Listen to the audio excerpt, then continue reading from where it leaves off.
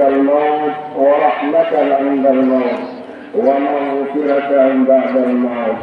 اللهم صل علينا في سكرات الموت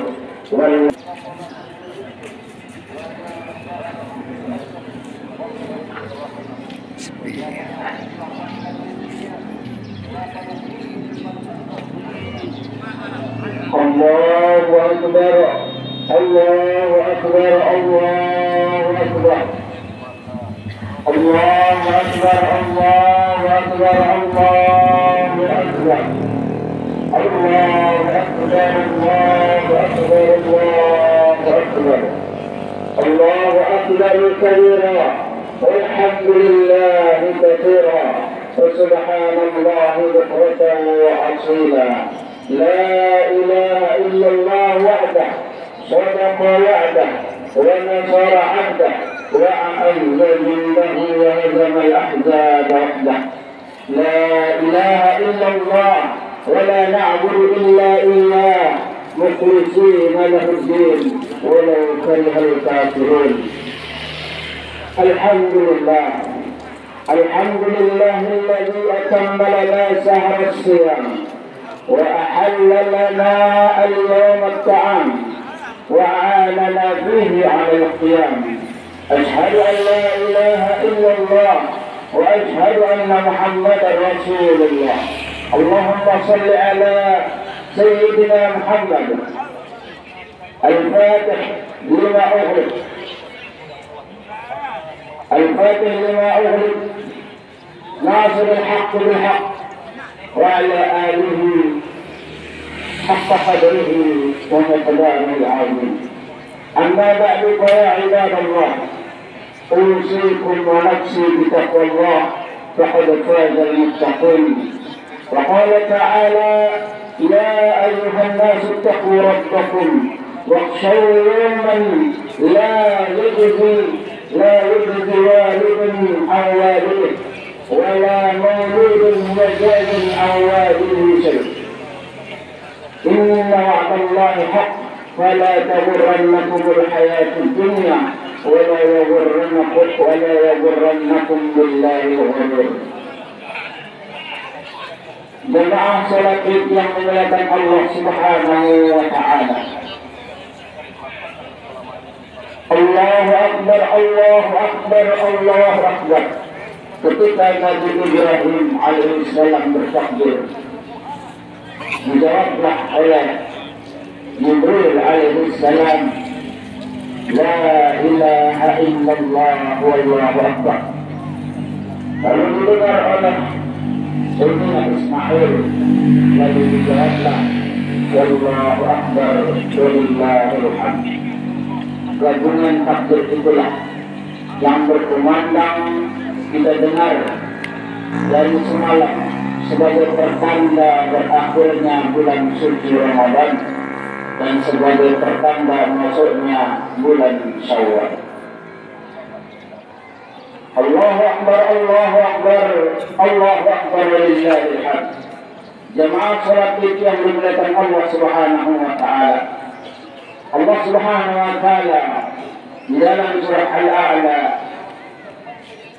yang sama-sama kita ketahui, Allah Subhanahu wa taala berfirman, qad aflaha man tazakka wa dzakara isma rabbih fa shalla. Yang artinya sungguh telah beruntunglah, telah sukseslah orang yang mentazakka. Dalam kesempatan ini kita memakai keterangan di dalam tafsir Al-Qurtubi, di mana beliau Imam Al-Qurtubi mengatakan, man tazakka maksudnya di sini adalah telah berhasil atau telah beruntung orang-orang yang sudah mengeluarkan zakat fitrah. Wa dzakara isma rabbih fa shalla, lalu dia berzikir dan sholat Id. Riwayat ini muafik atau serasi dengan hadis yang disampaikan oleh Ibnu Abbas radhiyallahu anhu yang mengatakan bahwa qad aflaha man tazakka ay tazakka bi zakatil fitr. Beruntung orang yang sudah mengeluarkan zakat fitrah. Wa dzakara isma rabbih, lalu dia berangkat untuk sholat Id sambil berzikir, bukan sambil bicara. Berangkat dari rumah berzikir, bertakbir sampai ke masjid, berzikir di jalan. Shalla ay al-Id, setelah dia sampai ke masjid dalam keadaan berzikir di jalan, lalu dia mendirikan sholat Id. Maka itulah orang-orang yang muflih, orang-orang yang beruntung. Jemaah salat Id yang dimuliakan Allah Subhanahu wa taala, berangkat dari riwayat itu, maka kita sangat besar harapan bahwa mudah-mudahan kita semua termasuk orang-orang yang muflih, orang-orang yang sukses menjalankan bulan suci Ramadan, dalam arti pahala puasa kita, ibadah kita semuanya diterima oleh Allah Subhanahu wa taala. Amin amin ya rabbal alamin. Allahu akbar, Allahu akbar, Allahu akbar walillahil hamd. Jemaah salat Id yang dimuliakan Allah Subhanahu wa taala. Apa untungnya ketika kita menjadi orang muflih? Maka tiada lain kita bukan adalah kita mendapatkan ampunan. Dan orang yang mendapatkan ampunan adalah orang yang sukses. Dan orang yang sukses ini adalah al-fawza bil jannah wan najat minan nar. Orang yang akan jelas dimasukkan ke dalam keredaan dan surganya Allah, dan orang yang akan terhindar dari azab dan murkanya Allah Subhanahu wa taala. Allahumma ja'alna minhum ya Rabb. Ilahana ij'alna minhum ya Rabb. Jadikan kami menjadi orang-orang yang sukses masuk neraka, sukses masuk surga, dan sukses terhindar dari azab murka dan murka Allah Subhanahu wa taala. Lalu dalam kesempatan ini, dalam satu hadis Rasulullah SAW yang dijelaskan oleh para ulama hadis bahwa di suatu saat hari raya Rasulullah SAW selesai daripada sholat hari raya mengatakan kepada para sahabat, para kaum muslimin saat itu, diriwayatkan dari Ka'ab bin Ujrah radhiyallahu anhu, beliau berkata, qala sallallahu alaihi wasallam uhdurul minbar. Rasulullah sallallahu alaihi wasallam bersabda, wahai kaum muslimin, pada mendekatlah kepada mimbar. Fahadarna, lalu sahabat ini mengatakan, kami pun hadir dan mendekat ke mimbar. Walam tertaqwa darajah, ketika Rasulullah menaiki anak tangga pertama, qala amin. Walam tertaqwa darajah tsaniyah, qala amin. Walam tertaqwa darajah tsalitsah, qala amin. Naik anak tangga pertama Rasulullah mengucapkan amin. Naik anak tangga yang kedua Rasulullah mengucapkan amin. Dan yang ketiga pun Rasulullah mengucapkan amin. Falamma nazala qulna ya Rasulullah. Lalu ketika selesai dari khutbahnya, Rasulullah turun dari mimbar. Kami bertanya, ya Rasulullah, laqad sami'na minka al-yawma syai'an ma kunna nasma'u. Ya Rasulullah, kami tidak pernah mendengar seperti apa yang kau ucapkan tadi. Kenapa kau mengucapkan amin di setiap anak tangga? Maka Rasulullah pun menjawab, inna Jibril aradadi. Sesungguhnya aku didatangi, dihampiri oleh malaikat Jibril faqal, lalu dia berdoa, bu'dan liman adraka Ramadan falam yughfar lah.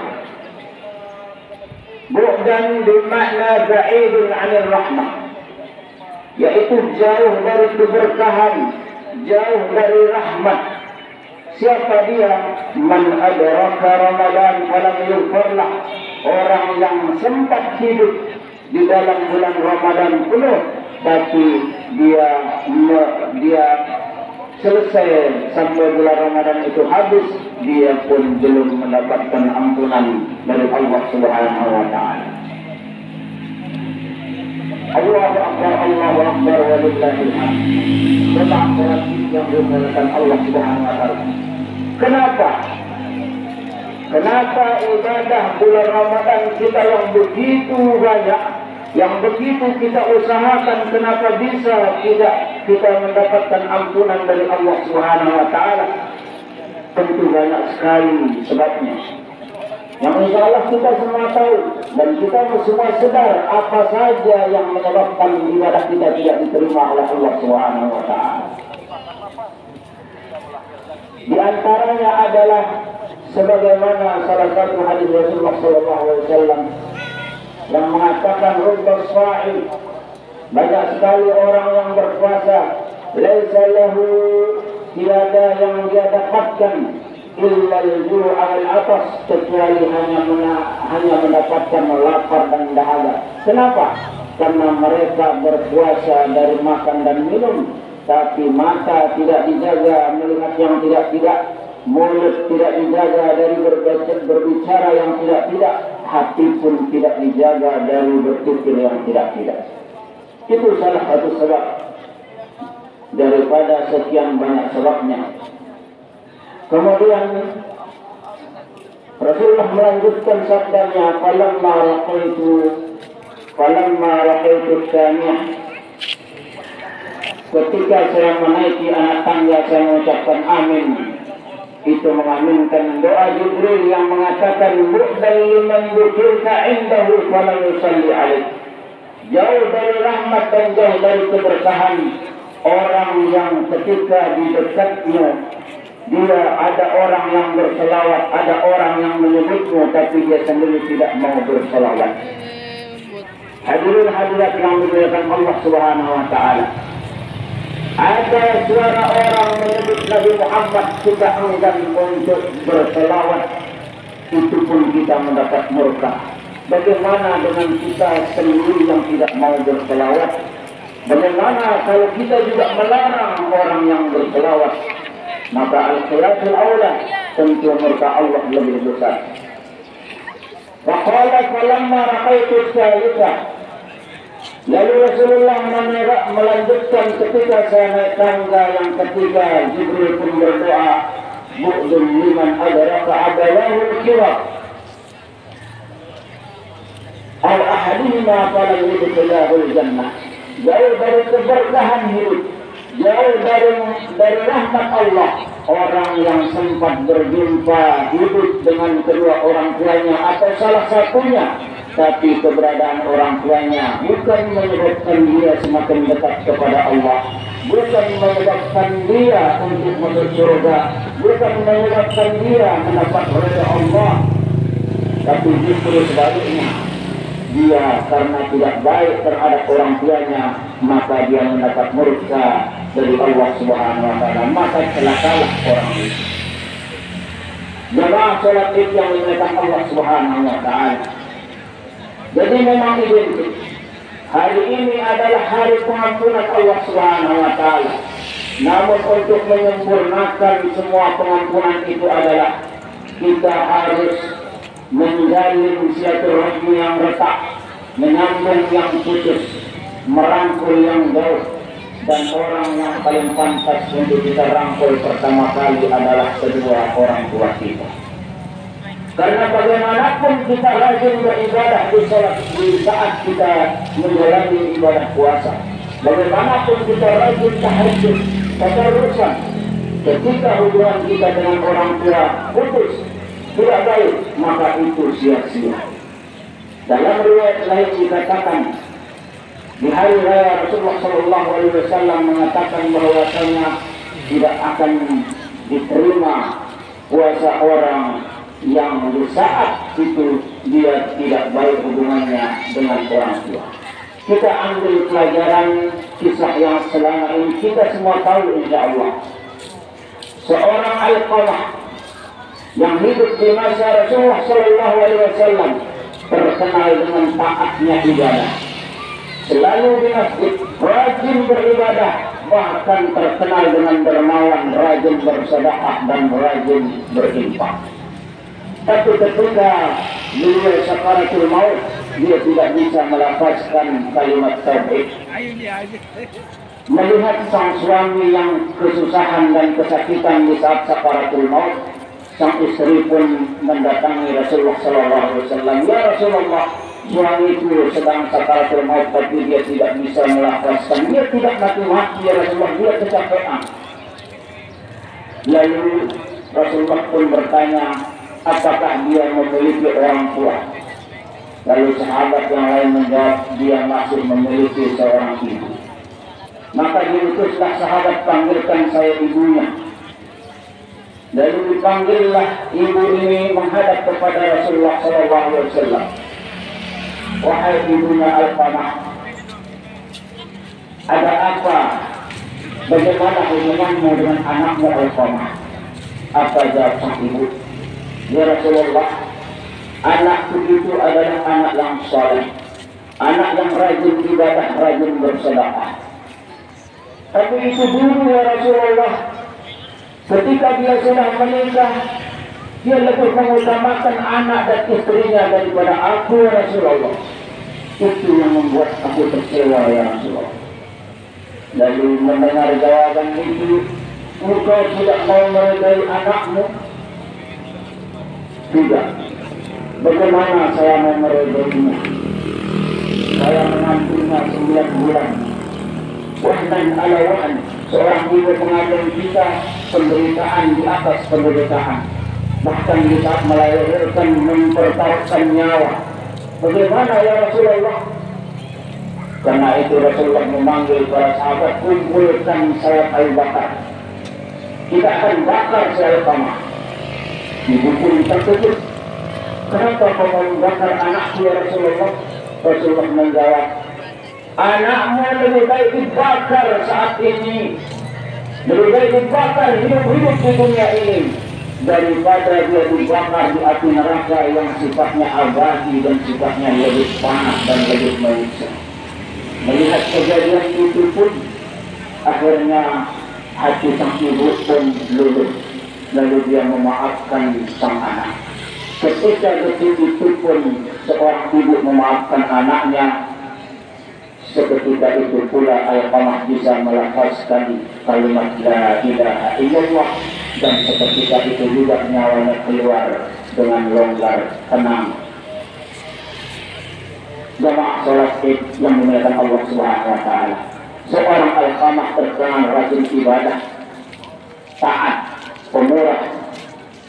Kendati pun demikian, nyawanya sangat sulit keluar hanya karena kurang perhatian, hanya karena dia lebih mendahulukan anak dan istrinya.